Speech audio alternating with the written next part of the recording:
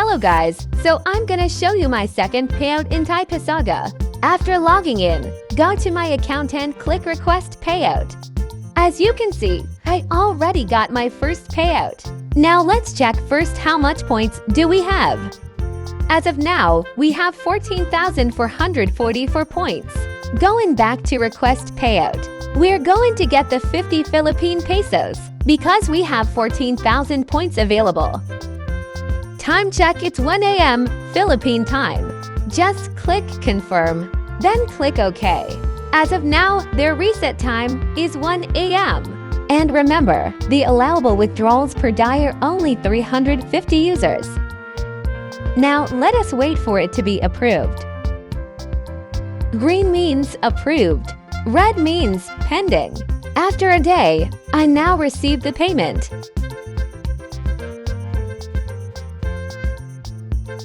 If this video helped you, please give it a like and subscribe now. Thank you for watching.